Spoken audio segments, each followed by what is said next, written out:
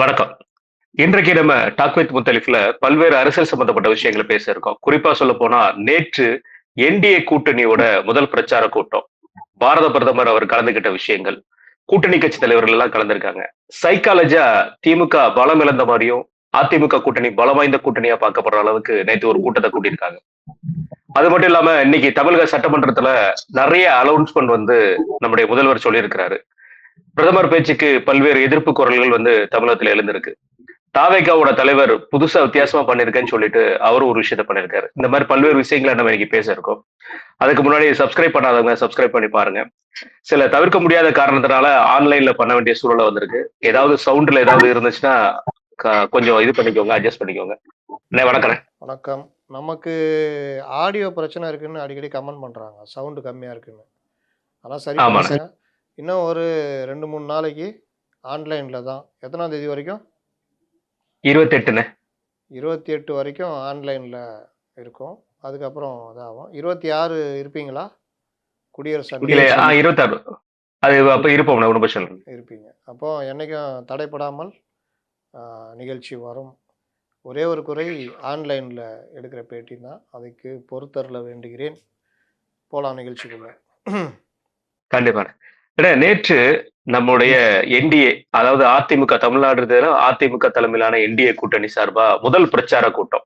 அதுல கலந்துகிட்டது பாரத பிரதமர் அவர்கள், நம்முடைய எதிர்க்கட்சி தலைவர் அவர்கள், டிடிவி அவர்கள், அண்ணன் அன்புமணி, இந்த மாதிரி பல்வேறு கூட்டணி கட்சி தலைவர்கள் எல்லாம் கலந்துகிட்டு இருந்தாங்க. ஒரு சைக்காலஜியா அந்த கூட்டணி கட்சி தலைவர் எல்லாம் கலந்ததுக்கு அப்புறம் தொண்டர்கள் மத்தியில ஒரு பூரிப்பு இருந்த மாதிரி தெரிஞ்சிச்சு. நீங்க முதல்ல இந்த பொதுக்கூட்டத்தை எப்படி பாக்குறீங்க? பொதுவாக ஜெயலலிதா மறைவுக்கு பிறகு அதிமுகவை பாஜக கபலீகரம் செய்கிறது. அடிமை அதிமுக, எடப்பாடிலாம் ஒன்றுமே இல்லை அப்படின்ற ஒரு கருத்தை திரும்ப திரும்ப திமுக வலியுறுத்தி வந்தது. அதிமுக பாஜகவுடன் சேர்ந்ததுடைய விளைவு அதிமுக தோற்பதற்கு காரணமாக அமைஞ்சதுலாம் சொன்னாங்க. 2019 தேர்தலில் கடுமையான தோல்வி, மோடி எதிர்ப்பலை, ராகுலுக்கு அன்னைக்கு இருந்த ஒரு ராகுல் தான் பிரதமர் அப்படின்ற மாதிரி தமிழ்நாட்டில் இவர் மட்டும்தான் சொன்னார். ராகுலுக்கே அது ஆச்சரியமாயிடுச்சு. அப்படிப்பட்ட ஒரு நிலமையில் எல்லோரும் அந்த இதில் வாக்களித்ததுடைய விளைவு பெரிய அளவில் வெற்றி. இங்கே 20% கூட வரல. ஆனால் இந்த கவர்மெண்ட்டை மக்கள் நிராகரிக்கலை அப்படின்றதுக்கு என்னதான் தூத்துக்குடி துப்பாக்கி சூடு, சாத்தான் குளத்திற்காக இவர்கள் வடித்த கண்ணீர், இன்னும் சிஏஏ போராட்டங்கள், பல விஷயங்கள் இருந்தாலும் முற்றிலும் நிராகரிக்காமல் 39% வாக்குகளை வாங்கி வெறும் 15 லட்சம் வாக்குகள் வித்தியாசத்தில் தான் வெற்றியை கோட்டை விட்டாங்க. அதிலேயும் அமித்ஷா பேச்சை இவர் கேட்டிருந்தால் கூடுதலாக 25 தொகுதிகள் ஜெயித்திருக்கலாம், டிடிவியை அணிக்குள் கொண்டு வந்து. ஆனால் இப்பொழுது அந்த மாற்றத்தை நோக்கி நகர்ந்திருக்கிறார்கள். இதில் கடந்த 2017 இருந்து 2024, 25 வரையிலுமே அதிமுக ஒன்றும் இல்லைன்னு ஒரு பக்கமும், பாஜக தான் பிரதான எதிரி, தமிழகத்தை பாஜக வஞ்சிக்கிறது அப்படின்ற ஸ்ட்ராட்டஜி இன்னொரு புறமும் திமுக தொடர்ந்து செஞ்சுட்டு வந்தாங்க. இன்னொரு பக்கம் இயல்பாகவே பாஜகவை பிடிக்காதவர்களை திமுக ஆதரவாளர்களாக மாற்றுகிற ஒரு சிறப்பான காரியத்தையும் திமுக ஒரு ஸ்ட்ராட்டஜியாக செஞ்சுட்டு வந்தது. ஒரு கட்டத்துக்கு மேலே பாஜக எங்களுக்கு பிடிக்காது தான், ஒன்றையும் பிடிக்காதுன்ற ரேஞ்சுக்கு ஜனங்க வெளியில் வர ஆரம்பிச்சிட்டாங்க, பொதுவானவர்கள் வர ஆரம்பிச்சிட்டாங்க. இன்னும் பலர் அங்கேயே கிடக்குறாங்க. தொல்காப்பியம் பூங்காவில் தான் அவங்களுக்கு இடம் கொடுக்கணும், கேமராமேனாக வாய்ப்பு கொடுத்தா போய் பண்ணிக்கிட்டு இருப்பாங்க. அப்போ இப்படி ஒரு நிலைமை போய்கிட்டு இருந்தது. இதில் என்னென்னா 2025 ஏப்ரலில் இவர்கள் எதிர்பாராத ஒரு அதிர்ச்சி தரும் சம்பவம் நடந்தது. என்னென்னா, மீண்டும் அதிமுக என்டிஏ, அந்த பாஜக கூட்டணி என்டிஏ தமிழ்நாட்டில் ஃபார்ம் ஆகுது. இது இவர்கள் எதிர்பாராத ட்விஸ்ட்டு. எப்பவுமே இவர்கள் தான் ட்விஸ்ட் வைப்பாங்க, இந்த தடவை இவர்கள் வைத்து விட்டார்கள். இதில் இன்னொரு ட்விஸ்ட்டு, அண்ணாமலை நீக்கப்பட்டது. இதெல்லாம் என்ன ஆயிடுச்சுன்னா, மிகப்பெரிய அடுத்த கட்ட மாற்றத்தை நோக்கி ஒரு பெரிய எதிர்க்கட்சி அணி ஃபார்ம் ஆகுதுன்றது இவர்களால் ஜீர்ணிக்க முடியல திமுகவால். மீண்டும் நரேட்டிவ் செட் பண்ண ஆரம்பித்தாங்க. அமித்ஷா ஏற்றுக்கல, கூட்டணி ஆட்சி, இவரை சொல்ல அவரை சொல்ல, அந்த பிரச்சனை இந்த பிரச்சனைன்னு. இதில் இன்னொரு பார்ட்டு என்ன பண்ணாங்கன்னா, ரொம்ப தெளிவாக இவர்கள் ஒரு நரேட்டிவை செட் பண்ணாங்க. இவங்க தோண்டின குழியில் இவங்களே விழுந்துட்டாங்க. என்னென்னா, தென் மாவட்டங்களில் அதிமுக ஒன்றுமே இல்லை. என்னான்னு கேட்டால், டிடிவி இல்லை, ஓபிஎஸ் இல்லை, சசிகலா இல்லை, இதனால அதிமுக ஒன்றுமில்லை. அப்படின்னா என்ன அர்த்தம்? இவங்கலாம் வந்தா அதிமுக பலம் அப்படின்னாங்க. இத இவர்கள் என்ன நினைச்சாங்கன்னா, இவங்கலாம் வரமாட்டாங்க. அதனால உருட்டலான்னு. பெரிய அடி என்னன்னா, டிடிவி ஜாயின் பண்ணது. யாருமே எதிர்பாராத ஒரு ட்விஸ்ட்டு. அதிலும் அந்த மேடையில் பார்த்தீங்கன்னா, அண்ணன் எடப்பாடியார் அவர்கள் அப்படின்னு டிடிவி சொல்லும்பொழுது எழுந்த கரவொலியும், டிடிவி அவர்களை பற்றி எடப்பாடி பழனிசாமி பேசியதும், அண்ணனை முதல்வராக்கியே தீர்வேன்னு எடப்பாடி இது டிடிவி சொன்னதும், நீங்க பார்த்தீங்கன்னா, பெரிய அளவுல வரவேற்கப்பட்டது. இது வந்து எந்த அளவுக்கு போச்சுன்னா, நீ டிடிவி திட்டாத திட்டான்னு கேட்ட கேள்விக்கு, டிடிவி பதிலளிக்கும்போது இருங்க அப்படின்னுட்டு, வைகோ பேசாத பேச்சா ஸ்டாலின அப்படின்ற அளவுக்கு எடுத்துட்டு போனது. இதெல்லாமே பார்த்தீங்கன்னா, வேற லெவல்ல ஒரு பெரிய ஒரு வரவேற்பு தொண்டர்கள் மத்தியில. இவர்கள் நான் சொன்னேனே, அங்க ஒண்ணுமே இல்ல அதிமுகன்றது. இப்போ டிடிவி அங்க போனதுனால பலம் வாய்ந்தது அப்படின்னு இவங்க நரேட்டிவ் அங்க செட் ஆயிடுச்சா? இப்போ பொதுமக்கள் செட் ஆயிடுச்சு. மத்தியில 2 நாளாக அ என்டிஏ பேசு பொருளா மாறியிருக்கு. பலம் வாய்ந்த கூட்டணின்னு மாறியிருக்கு. இதில நான் இன்னொரு விஷயம் என்ன பார்க்குறேன்னா, தாவேகா அவர்கள் வந்தபொழுது இருந்த வரவேற்பும், அரசியல் கட்சியாக இவர்கள் செயல்படாத தன்மையும், விஜய் வீட்டை விட்டே வெளியே வராத போக்கும், தைரியம் இல்லாத ஒரு தலைவர் விஜய் அப்படின்ற ஒரு இதுவும் பொதுமக்கள் மத்தியில் ஆழ பதிந்து விட்டது. விஜய்க்கு 2டே ஆப்ஷன். ஒண்ணு என்டிஏ கூட வரணும். இல்லன்னா ஒண்ணும் இல்லாம போயிடுவார்ன்றது தான். தனியா நின்னா. அப்போ இந்த கருத்தும் இப்போ பிரதானமாக வர ஆரம்பிச்சிடுச்சு. இது என்டிஏவுக்கு சாதகமா மாறுதுன்றதுல திமுகவுக்கு மிகப்பெரிய கலக்கம். இதில தான் இவர்கள் இல்லாததெல்லாம் கிளப்பி விட்டு பேசிக்கிட்டு இருக்கிறாங்க. அதில நேற்று பிரதமர் பேசின அந்த double engine Sarkar. Double engine Sarkar அப்படின்னு சொல்றது நம்ம கூட சொன்னோம். இந்த மாரி வந்தால் ஒரு டபுள் இன்ஜின் சர்க்காரா இருக்கும்னு. அதனுடைய அர்த்தம் என்னன்னா, அங்க பாஜக, இங்கேயும் பாஜகன்றது அர்த்தம் கிடையாது. அங்கே ஒரு பாஜக ஆட்சினா, அதோட ஒத்திசைந்த அதிமுக அதான் என்டிஏ கூட்டணி ஆட்சிங்கிற மாதிரி சொல்லலாம். அப்படின்றது பார்த்தா, மத்தியில் கூட்டாட்சி, மாநிலத்திலும் அதே ஆட்சி. சூப்பர் ஆட்சி. மாநிலத்தில் சுய அப்படின்றதுனா என்ன ஆச்சு? என்ன ஆகும்னா, கேட்கிற உரிமைகள், கேட்கிற விஷயங்கள் ஒரு இயல்பாக நமக்கான தேவைகள் நிறைவேற்றப்படும் அப்படின்றது தான். அதை மீன் பண்ணி தான் பிரதமர் மோடி அவர்கள் டபுள் இன்ஜின் சர்க்கார்ன்றாரு. உடனே இங்க ஆகா கடிச்சிச்சுடா மேட்ரு. டேய் அவரே சொல்லிட்டார்றா, ஐயாவே சொல்லிட்டாரு. கூட்டணி ஆட்சி தான் அப்படின்னு எடுத்து உருட்டுறாங்க. உருட்டலுக்கு ஒரு நாள் கூட உயிர் இல்ல. இதுதான் இன்றைய நிலைமை. கண்டிப்பான. இதுல வந்து பிரதம மந்திரி ஆகட்டும், நம்முடைய எதிர்க்கட்சி தலைவர் ஆகட்டும், இவங்களுடைய பேச்சை நம்ம அடுத்தடுத்து பார்க்கறதுக்கு முன்னாடின்னு, முதல்ல ஆரம்பிக்க வேண்டிய விஷயத்துல என்னன்னா, அண்ணாமலை அவர்களுடைய பேச்சு. அண்ணாமலை அவர்கள் தான் வந்து சைக்காலஜியா வந்து ஒரு விஷயத்த அவர் ஆரம்பிச்சு வச்சாரு. அது என்ன சொன்னாருன்னா, இன்னைக்கு பாருங்க சூரியன் மறைஞ்சிருக்கு. மலைமேகமா இருக்கு. நம்மளுடைய இது வந்து மழை பெய்தால் வந்து தாமரை மலரும். அதே மாதிரி இலை மலரும் அப்படிங்கிற ஒரு விஷயத்த சைக்காலஜியா கொண்டு போய் அதை திசை திருப்பி கொண்டு போய் ஒரு விஷயத்த கொடுத்தாரு. அந்த பேச்சு எப்படி பாக்குறீங்க? அண்ணாமலை சொன்னதுல எனக்கு ஒரு மாறுபட்ட கருத்தும் இருக்குது. மழை பெய்தால் தாமரை மலரும், இலை மலரும். இலை மலர்வதற்கும், தாமரை மலர்வதற்கும் சூரியன் உதவி செய்ய வேண்டும். அந்த உதவியும் அவர்கள் பண்ணிக்கிட்டு இருக்கிறாங்க. ஆன்டி இன்கம்பன்சின்ற ஒரு இதுவும் இவர்களுடைய நடத்தையும் இவர்களை வாழ வைக்கின்ற வேலையை செய்ய போகிறது. அதனால சூரியனுடைய அந்த உதவியும் இலையும் தாமரையும் மலர்வதற்கு வாய்ப்பாக அமையப் போகிறது அப்படின்றது. அது டைமிங்லேயே அடிச்சுது. மழை பெஞ்சோன்னா மழை பெஞ்சிருது, சூழ்நிலை குளுமையாக இருக்குது, மேகங்கள் மறைந்து சூரியனே மறைந்து விட்டது. பார்த்தீர்களா?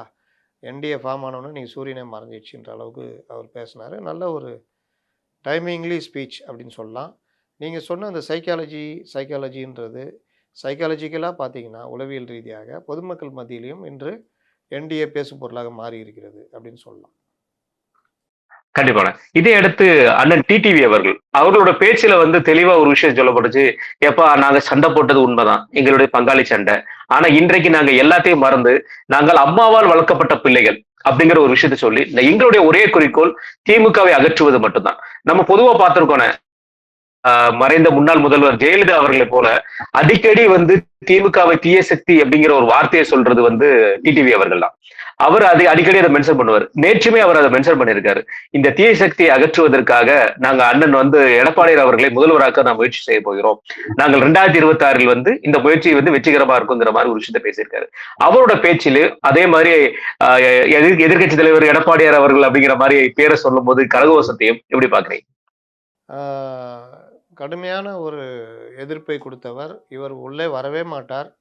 இவரையும் பிரித்து வெளியே அனுப்பிச்சு தாவேகா கூட இல்லை ஏதாவது பண்ணிட்டு அந்த கருத்தை பலமாக வச்சிருப்போம். தென் மாவட்டத்தில் ஒன்றுமே இல்லை அப்படின்ற கருத்தை வச்சிருப்போன்றதுக்கு மரணடி கொடுத்துருக்காரு டிடிவி. அப்படியே டிடிவி இணைஞ்சாலும் அது வந்து ஒரு ஜெல்லாக மாட்டாங்க. அவரை வந்து ஒரு மாதிரி தான் நடத்துவார் எடப்பாடி அப்படின்ற பிம்பத்தையும் 2 பேருமே உடைச்சிட்டாங்க. அவர் வந்து அண்ணன் எடப்பாடியார் அவர்கள் முதல்வராவதை யாராலும் தடுக்க முடியாது. அந்த லட்சியத்தை நான் இறங்கி பண்ணுவேன்றது வந்து ஒரு போர் படையில் ஒரு புதிய தளபதி அவருடைய படைகளோடு இணைகிற மாதிரி ஒரு தோற்றத்தை உருவாக்கியிருக்குது. அதற்கு எடப்பாடியார் கொடுக்குற வரவேற்பும் பெரிய அளவில் ரீச் ஆச்சு. இதெல்லாம் எதை உணர்த்துதுன்னா, திரும்ப திரும்ப இவர்கள் சொல்லிக்கிட்டு இருந்த அந்த ஒன்றும் இல்லை அதிமுகன்றத இவர்கள் சொன்ன அதே நரேட்டிவை உறுதிப்படுத்துது. இன்றைக்கி அதிமுக நல்லா இருக்குது. ஒன்றும் இல்லைன்னு சொன்னீங்கல்ல, ஏன் சொன்னீங்க? டிடிவி இல்லைன்னீங்க. டிடிவி வந்துட்டார், இப்போ நல்லா இருக்குல்ல, அப்படி போயிடுச்சு. கூடுதலாக ஓபிஎஸ் வருவதற்கு வாய்ப்பு இருக்கிறது. இன்னும் கூடுதலாக திருமதி சசிகலா அவர்களை வாய்ஸ் கொடுக்க வைக்கிற வேலையும் செய்ய போகிறார்கள் அப்படின்ற தகவல் வருது. அவர்களும் அதை தான் சொல்கிறாங்க. அதிமுக ஜெயிக்கணும், திமுக வீழ்த்தப்படணும், ஒன்றுபட்ட அதிமுகவை மாறணுன்றாங்க. அதெல்லாம் நடக்கும் பொழுது அவர்கள் வாய்ஸும் வரும் பொழுது இவர்கள் சொன்ன நரேட்டிவ் இவர்கள் பொருள் எடுத்து இவங்களே போட்ட மாதிரி மாற கண்டிப்பான. இதை தொடர்ந்து நீங்க சொன்ன ஒரு வார்த்தை, அதாவது 2 தினங்களுக்கு முன்புதான் வந்து சசிகலா அவர்கள் வந்து சொன்னாங்க, புரட்சி தலைவர்களுடைய ஆட்சி, அம்மா அவர்களுடைய ஆட்சியை கொண்டு வர்றதுக்காக நம்ம வந்து எந்த விதத்திலாலும் விட்டு கொடுத்து போகணும், அது நம்ம கொண்டு வர பார்க்கணும்.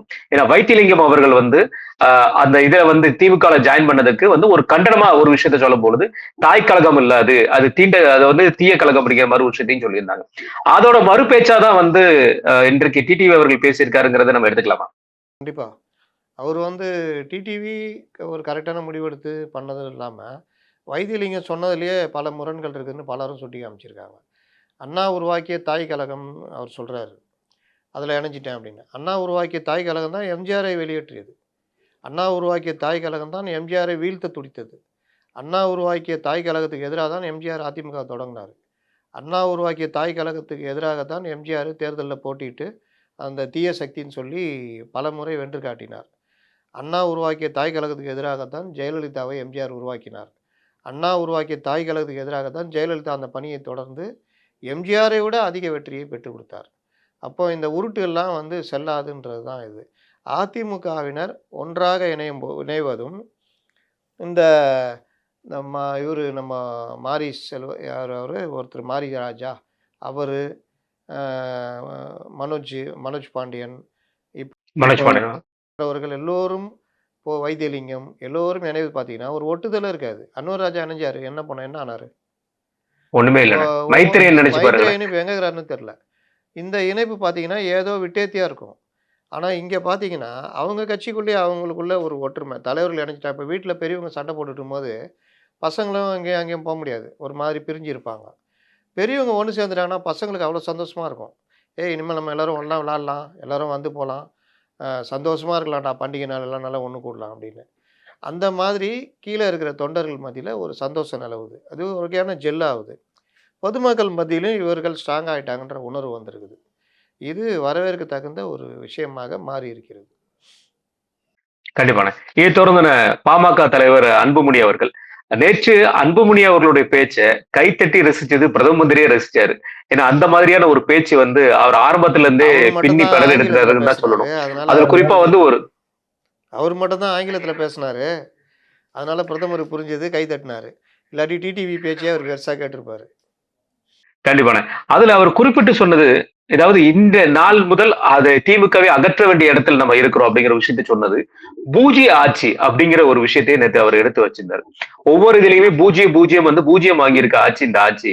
இந்த ஆட்சியை நம்ம அகற்றியே ஆகணும் அப்படிங்கிற ஒரு விஷயத்தையும் ஸ்ட்ராங்கா பேசியிருந்தார். அந்த பேச்சு எப்படி பாக்குறீங்க? அன்புமணி மட்டும்தான் ஆரம்பத்திலிருந்தே திமுகவை கடுமையாக எதிர்த்து வருகிறார்.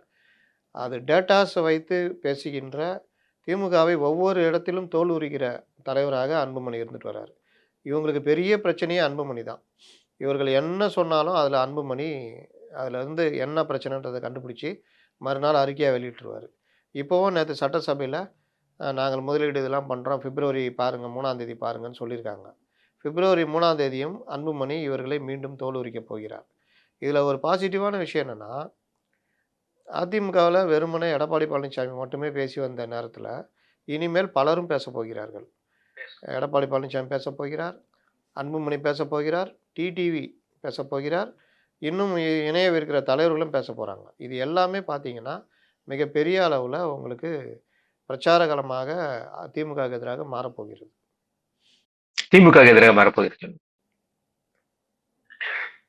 அதே மாதிரி என்ன அடுத்து நம்மளுடைய அதிமுகவை சேர்ந்த KP முனுசாமி அவர்கள் KP முனுசாமி அவர்கள் பேச்சு தொடங்கும் போது ஒரு வார்த்தையை பார்த்திருந்தோம். நம்ம மத்திய அரசாங்கம் வந்து பாரத பிரதமர் எந்த அளவுக்கு நமக்கு வந்து வேலை செஞ்சுட்டு இருக்கிறாரு அப்படிங்கிற ஒரு விஷயத்த உலக நாடுகள் மத்தியில எவ்வளவு பேர் போயிட்டு இருக்கு அப்படிங்கிற விஷயத்த சொல்லிட்டு இருந்தாரு. அதுல ஒவ்வொரு வார்த்தையும் அவர் சொல்லும் போது பாத்தீங்கன்னா மோடிஜி மோடிஜிங்கிற வார்த்தையை சொல்லிட்டு இருந்தாரு. இந்த ஜெல் ஆகலாம், இந்த அளவுக்கு ஜெல் ஆக வேண்டிய அவசியம் இருக்குமா? மோடிஜி உக்காந்துருக்கிறதுனால மோடிஜின்ட்டாரு. மோடி அப்படின்னு சொன்னால் ஜி கோச்சிக்கு போகிறான்ட்டு அதனால் ஜியை சேர்த்துக்கிட்டாரு. மற்றபடி அவர் இல்லைன்னா மோடின்னு பேசலாம். அவர் உக்காந்துருக்கனால மோடிஜின்னு சொல்லியிருப்பாரு. ரைட்ண்ணே. சரிண்ணே. இப்போ நம்மளுடைய எதிர்க்கட்சி தலைவர்களுடைய பேச்சு. அவர் வந்து நேற்று அவருடைய பேச்சுல ஒரு நல்லா தெரிஞ்ச விஷயம் என்னன்னா, அவருடைய மாடுலேஷன்ல இருந்து, அவருடைய பாடி லாங்குவேஜ்ல இருந்து எதிர்த்து நிக்க நான் தயார், நீ தயாரா அப்படிங்கிற மாதிரி தான் இருந்தது. அதுல குறிப்பிட்டு சொல்ல போனா சில விஷயங்கள், அவர் வந்து குடும்ப ஆட்சி விஷயங்களை பத்தி பேசினது, ஊழல்களை பத்தி பேசின விஷயங்கள், அதெல்லாம் ஒரு புறம் இருந்தாலும், நேற்று அவர் முதல் முறையா வந்து டபுள் இன்ஜின் ஆட்சினா எப்படி, அந்த ஆட்சி எந்த அளவுக்கு தமிழ்நாட்டுல 2017 காலகட்டத்துல இருந்து 2021 வரைக்கும் லாபம் பெற்றிருக்கு அப்படிங்கிற விஷயத்துல டேட்டாஸ் வைஸா மத்திய அரசாங்கத்திட்ட நாங்க இவ்வளவு வாங்கியிருக்கோம், மெட்ரோல வாங்கியிருக்கோம், இந்த மாதிரி பல்வேறு திட்டங்களுக்கு வாங்கியிருக்கோம் அப்படிங்கிற விஷயத்த டேட்டா வைஸா நமக்கு எடுத்து சொல்லியிருந்தாரு. இதே மாதிரி நீங்க இல்லாம மத்திய அரசாங்கத்தோட சண்டை போட்டுட்டு இருந்தீங்கன்னா எப்படிங்க இருக்க முடியும் அப்படிங்கிற ஒரு விஷயத்த சொல்லியிருந்தாரு. இதை எப்படி பாக்குறீங்க? நான் முதல்ல சொன்னது தான். டபுள் இன்ஜின் சர்க்கார்ன்றது அங்கேயும் இங்கேயும் பாஜக ஆட்சின்ற அர்த்தம் கிடையாது. ஒத்திசைவு உள்ள 2 அரசுகள் மத்தியிலும் மாநிலத்திலும் இருந்தால், அந்த மாநிலத்திற்கு அதனால் பல நன்மைகள் இருக்கும். பல திட்டங்களை கொண்டு வர முடியும். அந்நிய முதலீடுகள் போன்ற பல விஷயங்களில் மாநில அரசுக்கு மத்திய அரசு உதவும். பல்வேறு திட்டங்களை மத்திய அரசு கொண்டு வரும் பொழுது அதனுடைய நேரடி பயன்களை வாங்க முடியும். நிதி ஆதாரங்களை நேரடியாக வாங்க முடியும். என்னை கேட்டால் அதிமுக அரசு கூடுதலாக பிஎம்சி ஸ்கூலு, நவோதயா பள்ளிகள், மக்கள் எதிர்ப்புலாம் வந்து இவர்கள் எதிர்க்கிறது தான். மக்கள் வந்து அதை எதிர்க்க மாட்டாங்க, வரவேற்பாங்க. அப்போ பிஎம்சி ஸ்கூலு, நவோதயா பள்ளிகள் இந்த மாதிரி விஷயங்களையும் வேகமாக கொண்டு வந்தால் தமிழகத்தினுடைய கல்வியில் ஒரு மாற்றம் வரும். அதை டபுள் இன்ஜின் சர்க்காராக இருக்கும் பொழுது அதிமுக செய்தால் நன்றாக இருக்கும் அப்படின்றது தான் எங்களை போன்றவர்களுடைய வேண்டுகோள். கண்டிப்பான. இதை தொடர்ந்து அவர் சொல்லிட்டு இருந்த ஒரு வார்த்தை வந்து முதல்வர் அவர்கள் ஆட்சிக்கு வர்றது, அதாவது நேற்று மொத்தம் ஒட்டுமொத்த விஷயத்திலே நம்ம பார்க்க போனா திமுக அடுத்த ஆட்சி வர்றது உதயநிதி அவர்களுக்காக தான் ஆட்சிக்கு கொண்டு வர போறாங்க, உதயநிதியை முதல்வராக தான் ஆட்சியை கொண்டு வர போறாங்க அப்படிங்கிற ஒரு விஷயத்த வந்து நேற்று முழுமையா எல்லாருமே அதை சொல்ல வேண்டிய சூழ்நிலை வந்துச்சு. இந்த குடும்ப ஆட்சினா என்ன அப்படிங்கிற விஷயத்தையே வந்து ஒரு விளக்கம் கொடுக்க வேண்டிய சூழ்நிலை வந்துச்சு. அப்போ நம்மளுடைய முதல்வர் வந்து நல்லா இருக்காருன்னு நமக்கு தெரியும். முதல்வர்களை அகற்றிட்டு உதயநிதி அவர்களை கொண்டு வரேன்னு சொல்றது உதயநிதி அவர்களை இனி மார்க் பண்ண பாக்குறாங்களா? இல்லை இல்லை இல்லை, முதல்வராக உதயநிதியை கொண்டு வர்றது நம்ம முதல்வர் ஸ்டாலின் அவர்கள் நல்ல நல்ல நலமுடன் தான் இருக்கிறார். அவர் நலமுடன் இருக்க வேண்டும். நீண்ட காலம் அவர் வந்து நீண்ட ஆயுளோட வாழணுன்றதுல நம்ம யாருக்கும் மாற்று கருத்து கிடையாது. எல்லோருடைய விருப்பமும் அதுதான். ஆனால் அந்நியார் அதுக்கு ஒத்துக்க மாட்டாங்க. அதனால் இருக்கும்போது நைனா மாதிரி உங்களை காக்க வச்ச மாதிரி நான் ஒத்துக்க மாட்டேன். அதனால் அவர் கையில் இப்போ ஒப்படைங்கன்னுவாங்க. சரி, இதெல்லாம் பற்றி ஏன் இப்போ பேசுகிறீங்க? அடுத்த ஆட்சி தொடர்ந்தால் தானே அதெல்லாம். அதனால் அதை பத்தி பேசணும். ஆமாம், அதுக்கு இன்னும் வாய்ப்பு தமிழக மக்கள் வழங்க மாட்டார்கள் அப்படின்றது தான் என்னுடைய கணிப்பு. ஏன்னா இருக்கிற சூழ்நிலைகள்லாம் பார்க்கும்போது நமக்கு திமுக மேலே வெறுப்போ அதெல்லாம் கிடையாது. இருக்கிற சூழ்நிலைகள்லாம் பார்க்கும் பொழுது இந்த ஆட்சி கிட்டத்தட்ட வீழ்த்தப்படும் அப்படின்றது தான் என்னுடைய கணிப்பாக இருக்கிறது. பொதுமக்கள் கையில் தான் அது இருக்குது. போக போக பார்ப்போம். நேற்றைய கூட்டத்தோட கதாநாயகனா பார்க்கப்படுறது பாரத பிரதமர் மோடி அவர்கள். நேற்று கூட்டம் ஆரம்பிச்சதுல இருந்து மோடி அவர்கள் சொன்ன ஒரு வார்த்தை, அதாவது 5 லட்சத்துக்கு மேற்பட்ட கூட்டங்கள் இருந்து பார்த்தோம்னா கூட்டம் அதிகமா இருக்கு. மக்கள் மத்தியில வந்து தமிழ்நாட்டுல திமுகக்கு எதிரான ஒரு விஷயத்த ஃபார்ம் ஆயிருக்கு அப்படிங்கிற விஷயத்த சொல்லிட்டே வந்திருந்தார். அவரோட பேச்சுல நேற்று வந்து நம்ம புதுசா பார்க்கப்பட்டது. அதாவது ஒவ்வொரு ஏரியாலையுமே அவர் ஒரு சில கருத்துக்களை சொல்வார். நேற்று அவர் சொன்னது சிஎம்சி ஆட்சி, திமுக ஆட்சியை சிஎம்சி ஆட்சி என்று சொன்னார். அதாவது கரப்ஷன், மாஃபியா, கிரைம் அப்படிங்கிற ஒரு வார்த்தையை சொல்லி குறிப்பிட்டு சொல்லியிருக்கிறாரு. இந்த புதிய அடைமொழியை கொண்டு வருவதற்கு காரணம் நினைக்கிறேன். அதற்கு முன்னாடி ஒரு விஷயத்த சொல்லிடுறேன். நேற்று வந்த கூட்டம் எல்லாருக்கும் ஐடி கார்டு. ஐடி கார்டு இல்லாமல் வெளியே நின்றவர்கள் ரொம்ப பேர். உள்ளே விடலை. இது இல்லாமல் பாரிவேந்தரே டிராஃபிக்கில் மாட்டிக்கிட்டார். அவர் மேடைக்கே வரல கடைசி வரைக்கும். அவர் ஒரு அறிக்கை விட்டுருக்காரு. நான் என்டிஏ கூட தான் இருக்கிறேன், ஆனால் ரோட்டில் நிறுத்திட்டாங்க, என்னை விடலை, அதனால் உள்ளே வர முடியல அப்படின்னு. அதனால் நேற்று கூட்டமும் வந்து தானாக வந்த கூட்டமும் பெரும்பாலும் இருக்கிறது அப்படின்றதுக்கு இந்த ஐடி கார்டு உதாரணம் சொல்கிறேன். அதே மாதிரி அந்த கூட்டத்தில் அதிமுக கீழ்மட்டத்தில் இருக்கவங்க எல்லாரும் விசில் வச்சு ஊதிட்டு இருந்தாங்க. விசில் வந்து ஊதுறேன் அப்படின்ற மாதிரி ஊதிட்டு இருந்தாங்க. அப்போ ஏதோ ஒரு எண்ணம் அதிமுக தொண்டர்கள் மத்தியிலையும் விசில் இது எல்லாமே நம்மக்கிட்ட வரும் அப்படின்ற ஒரு எண்ணம் இருக்கா என்னன்னு எனக்கு தெரியல. ஆனால் திமுக பக்கம்தான் இந்த விசில் மேலே அவ்வளோ கோவப்பட்டுக்குன்னு சட்டசபையில் விசில் அடித்தாங்க குஞ்சிகள்ன்ற அளவுக்கு பேசுகிற அளவுக்கு போகிறாங்க. அப்போ அவர்களை கடுமையாக இந்த விவகாரம் பாதித்திருக்கிறது. இன்னொரு பக்கம் அதிமுக மத்தியில் இதற்கு வரவேற்பு இருக்கிறது. விஜய் தான் இதற்கு முடிவெடுக்கணுன்றத நம்ம இங்கே பதிவு செய்கிறோம். அதே போன்று இப்போ நீங்கள் கேட்டதில் சிஎம்சி கரப்ஷன், மாஃபியா, கிரைம்.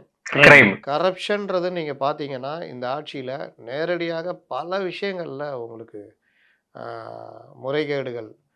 இப்போ சமீபத்தில் கேஎன் நேருடைய இதுலேயே 3 வகையான இது மணல் இது பல விஷயங்களில் உங்களுக்கு எந்த தீர்வும் வராமல் இவர்கள் தள்ளிக்கிட்டு போனாலும் மக்கள் மத்தியில் அது கடுமையான கோபத்தை ஏற்படுத்தியிருக்கின்றது தான் உதாரணம். சென்னையுடைய மாநகராட்சியில் 4000 கோடி ரூபா என்ன செஞ்சீங்கன்ற கேள்வி இன்னை வரைக்கும் எல்லாரும் மத்தியிலும் இருக்குது. இது ஒரு பார்ட்டுனா, மாஃபியான்னு பார்த்தீங்கன்னா மணல்லேருந்து போதைப் பொருள்லேருந்து மாஃபியாக்கள் ராஜ்யம். இன்னொன்று இந்த கிரைம். கிரைமில் பார்த்தீங்கன்னா பெண்கள் குழந்தைகளுக்கு எதிரான குற்றங்கள், போக்சோ குற்றங்கள் அதிகரிப்பு, பாலியல் வன்புணர்வுகள் அதிகரிப்பு, மது போதைகளால் வருகின்ற குற்றச்சம்பவங்கள், சட்டம் ஒழுங்கு சீர்குலைவு, இந்த மாதிரி எடுத்துக்கிட்டால் அவ்வளோ விஷயங்கள் நடந்துக்கிட்டு இருக்குது. மது டாஸ்மார்க்கை பற்றி இளைய சமுதாயம் சீரழியதை பற்றி கவலையப்படாத ஒரு கவர்மெண்ட்னா இந்த கவர்மெண்ட் சொல்லலாம்.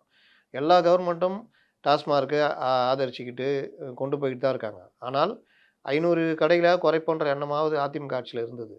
இவர்கள் அதை பற்றியே கவலைப்படலை. கூடுதல் கடைகள் ப்ளஸ்ஸு இளம் சமுதாயத்தினர் 2 மடங்காக இன்றைக்கி மது அருந்துகிற போதை பழக்கத்துக்கு ஆளான நிலை இருக்கிற இதில் அதை பற்றி இந்த கவர்மெண்ட்டு கொஞ்சம் கூட கவலைப்படலை.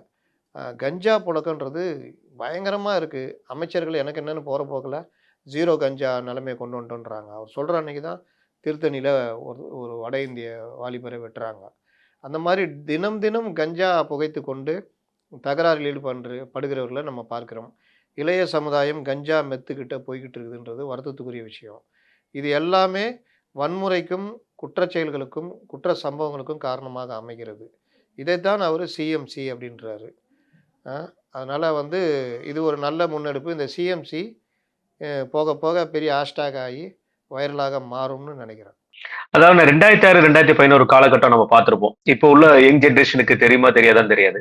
ஆனா அந்த நேரத்துல வந்து நம்ம பார்த்தோம்னா திமுக ஆட்சி மேல வந்து பயங்கரமான ஒரு கட்டமைப்பு உருவாக்கப்பட்டது வந்து இந்த லேண்ட் அக்யூசிஷன், நில அபகரிப்பு கட்சி அப்படிங்கிற ஒரு விஷயத்த கொண்டு வந்திருந்தாங்க. ரவுடிசம் கட்சி அப்படிங்கிற ஒரு விஷயத்த வந்து முன்னாள் முதல்வர் அவங்க ஜெயலலிதா அவர்கள் வந்து இந்த பிரச்சாரமா கையெடுத்திருந்தாங்க. அந்த மாதிரி ஒரு பிரச்சாரத்தை வந்து பிரதமர் மந்திரி கையில் எடுத்திருக்கிறாரா? இப்போ நில அபகரிப்பு இந்த விஷயங்கள் இருக்கிறது, நிலத்தை மீட்கிறது. சேம் அதே மாதிரி தான் அந்த சிஎம்சி கிட்டத்தட்ட வைரல் ஆகும்னு நினைக்கிறேன். அன்னைக்கு பார்த்தீங்கன்னா இந்த நில அபகரிப்பு, இந்த ரவுடிசம், பொதுமக்கள்கிட்ட கவுன்சிலர்கள் இவர்கள் வம்பு இழுப்பது, திமுகவினர் பொதுமக்கள்கிட்ட நேரடியாக மோதினதெல்லாம் இந்த ஆட்சிக்கே பெரிய கெட்ட பேர் அமைஞ்சது. அதில் நல்ல பேர் இருந்தது வெறும் ஸ்டாலினுக்கு மட்டும்தான். பாவம் அவரும் சேர்ந்து இதில் அன்னைக்கு பெரிய பாதிப்பை அவர் சந்தித்தார். அதில் பார்த்தீங்கன்னா இந்த நில அபகரிப்பு அப்படின்றதுல இந்த மாதிரி விஷயங்கள், கவுன்சிலர்கள், மாவட்ட செயலாளர் கெட்ட பேர் வாங்கினவங்கலாம் இப்போ சமீபத்தில் தாவேகாக்கு போன விஎஸ் பாபு உட்பட பலரும் அன்னைக்கு திமுகவில் மாவட்ட செயலாளராக இருந்து அவர்கள் எல்லோரும் சென்னையில் திமுக வீழ்வதற்கு ஒரு காரணமாக அமைஞ்சார்கள். அதனால் இப்போ எடுத்திருக்க இந்த முன்னெடுப்பும் ஏதோ ஒரு வகையில் ஒரு பிரச்சார யுக்தியாக இது பார்க்கப்படுகிறது. சிஎம்சி கண்டிப்பாக ஒரு பெரிய வைரலான ஒரு விஷயமாக மாறும்னு நினைக்கிறேன். கண்டிப்பாங்க. அதே மாரி ஒவ்வொரு மாநில தேர்தலுக்கு போம்போது, பிரைம் மினிஸ்டர் வந்து ஒரு விஷயத்த கையில எடுப்பாரு. அதாவது அந்த அந்த நடந்துட்டு இருக்கிற அந்த ஆட்சிக்கு எதிராக வந்து சில விஷயங்கள கொண்டு வருவாரு. ஒருவேளை வந்து அவங்க ஆட்சியில இல்லாம எதிர்க்கட்சியா இருந்தா கூட அந்த எதிர்க்கட்சி இப்ப உதாரணத்துக்கு சொல்லப் போனா, அ பீகார்ல வந்து காட்டாட்சி அப்படிங்கிற மாரி சொல்லியிருந்தாரு. இப்போ இந்த மேற்கு வங்காளத்துல ஒரு விஷயத்த சொல்லியிருந்தார். அதே மாதிரி இங்க திமுகவ மேல 2 குற்றச்சாட்டுகள், மிகப்பெரிய குற்றச்சாட்டுகள் நேத்து ஒண்ணு இந்த ட்ரக்ஸ் விஷயத்துல. இந்த ட்ரக்ஸ் விஷயத்துல ட்ரக்ஸ் மாஃபியா ஆட்சி நடந்துட்டு இருக்கு. ட்ரக்ஸ்ல வந்து அதிக பாதிக்கப்பட்டு இருக்காங்க. குழந்தைகள் வந்து பாதிக்கப்படுறத நம்ம பார்த்துட்டு இருக்கோம் அப்படிங்கிற ஒரு விஷயத்த சொல்லியிருக்கிறாரு. இந்த கட்டமைப்ப எப்படி பார்க்குறீங்க?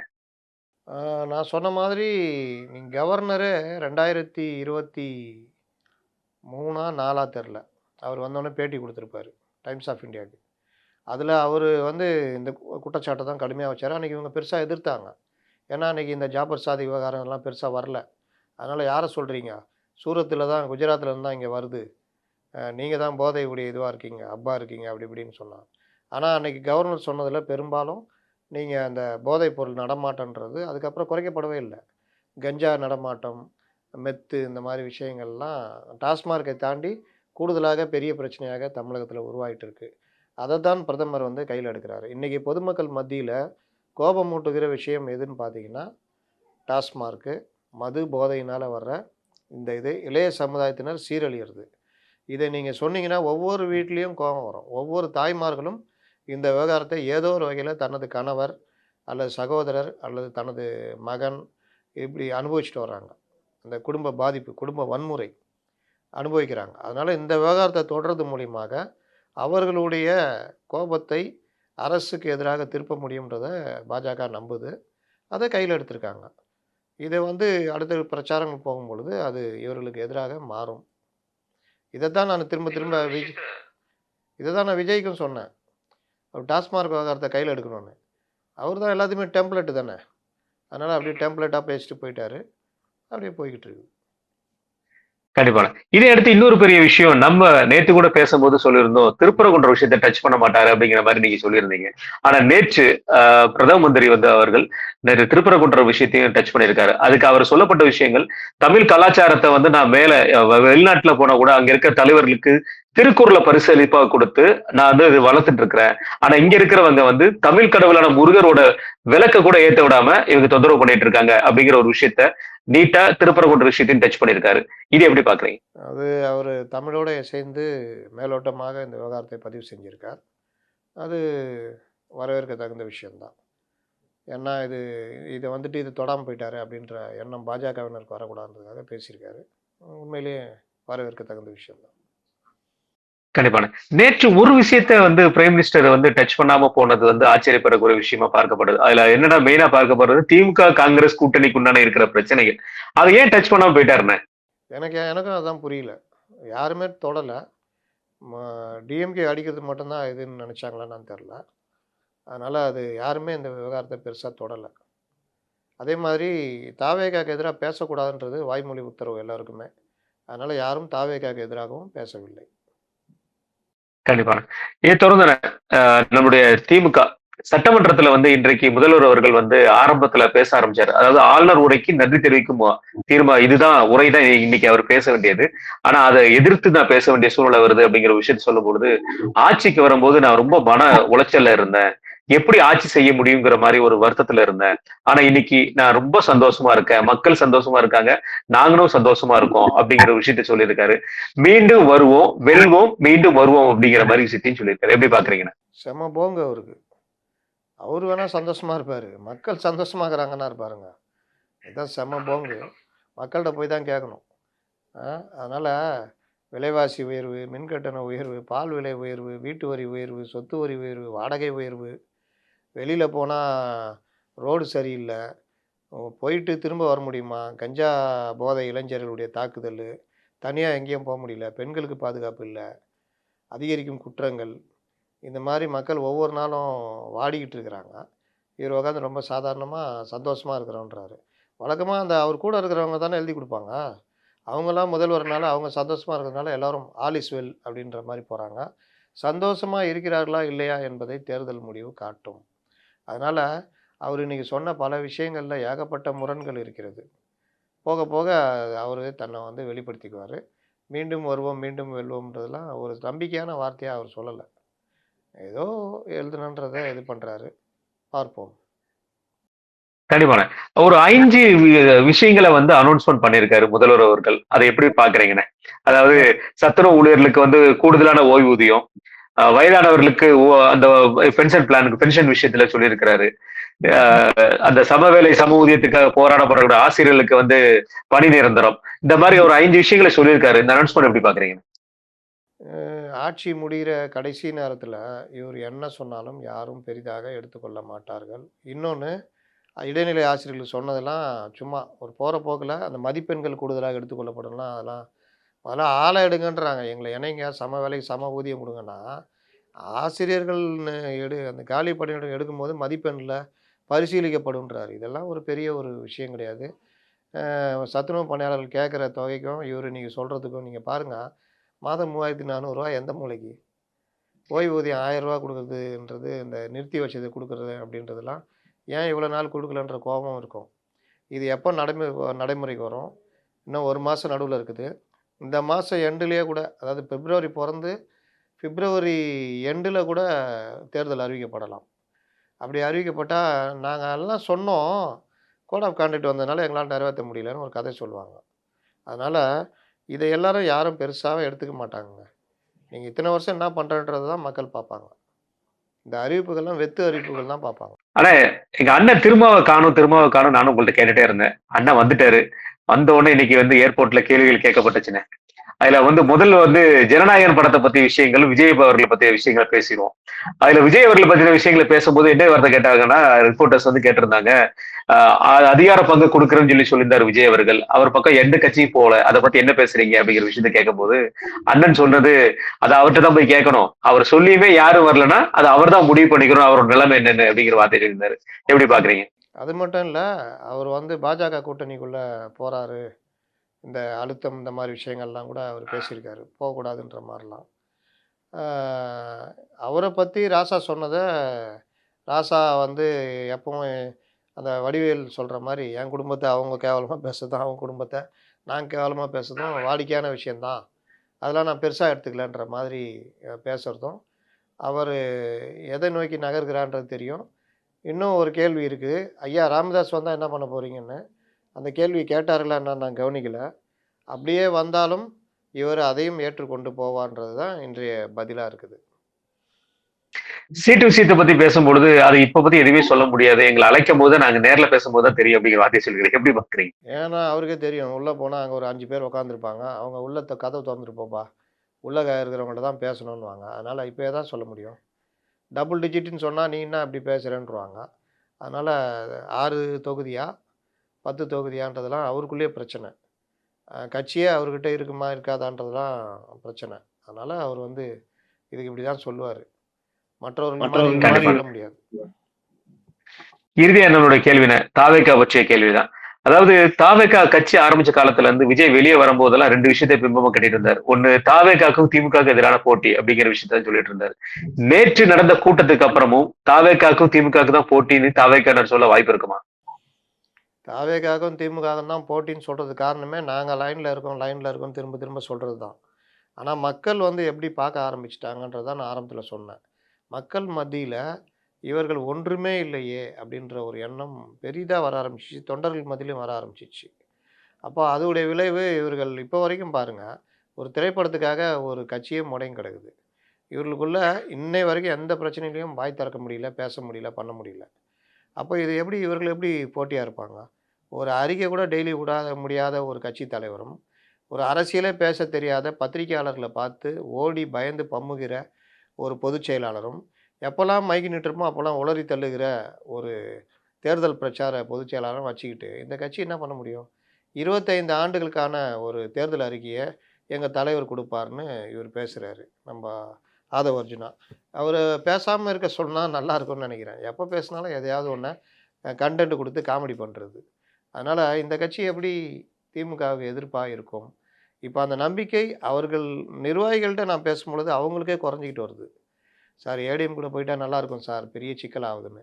இன்னும் சில நிர்வாகிகள் ஆதாயத்தோட வந்தவர்கள், இந்த உண்மையான பற்றோடு இல்லாமல் வந்தவர்கள் எல்லோரும், இந்த தேர்தலை பயன்படுத்தி நம்ம ஏதாவது காசு பார்க்க முடியுமா திமுக, அதிமுகட்ட அப்படின்ற மனப்போக்குடனும் பல மாவட்டங்கள்ல நிர்வாகிகள் இருக்கிறார்கள். ஏன்னா, அவங்களே தங்களுடைய பதவிக்காக பணத்த வாங்குனாங்க. உண்மையாக உழைச்ச தொண்டன், அவன்ட்ட நிதி வசதியும் மத்த இல்லாதனால ஓரங்கட்டப்பட்டு கிடக்குறான். அப்போ இந்த மாரி நிதி, இந்த மாரி ஆதாயங்கள் மூலியமா வந்தவர்கள், ஆதாயத்தை எதிர்பார்த்து வந்தவர்கள், இந்த கட்சி ஆட்சியை பிடிக்காது அப்படின்னா, சரி அப்போ என்ன பண்ணலாம்? இந்த தேர்தலை வைத்து எதாவது பண்ணிக்கலாமா? அப்படின்ற மனநிலையில இருப்பவர்களும் அதிகமாக இருக்கிறார்கள்.